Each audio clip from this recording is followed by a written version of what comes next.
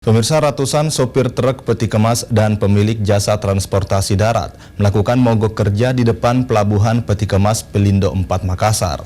Aksi mogok kerja ini dilakukan sebagai bentuk protes terkait pelarangan angkutan truk menggunakan biosolar bersubsidi di seluruh SPBU.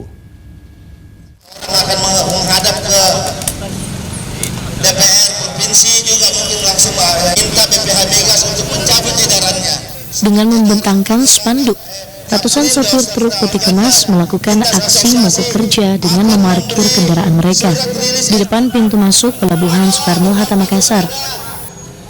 Sopir truk dan pemilik usaha jasa angkutan darat mogok kerja menolak surat edaran nomor 3865 yang dikeluarkan oleh Badan Pengatur Hilir Minyak dan Gas BPH Migas yang melarang angkutan truk menggunakan biosolar bersubsidi.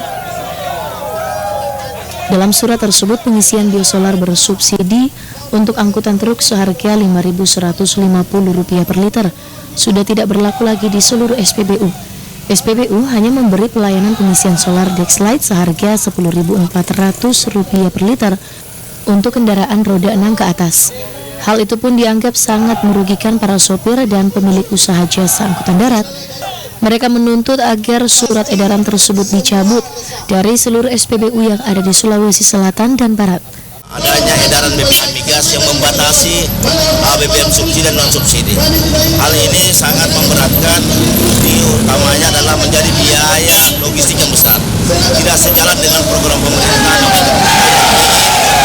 memotong kos logistik. Di satu sisi kami dikonversi, ada kenapa konversi dari BBM subsidi ke non-subsidi yang selisihnya Rp5.000 per liter.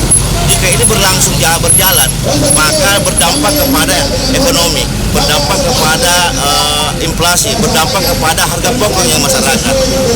Kami secara pengusaha sebenarnya sangat miris melihat kondisi ini. Anggota kami, teman-teman kami yang bernama dari Alfi, Organda, dan Aprindo, supir ini sampai kadang ada yang sampai 5 hari menunggu BBM ini. Para sopir dan pemilik jasa angkutan darat ini mengancam akan terus melakukan aksi mogok kerja jika surat edaran tersebut tidak ditarik oleh pihak BPH Migas. Muhammad Ikrar, Celebes TV. Dan rakyat yang akan mengalami.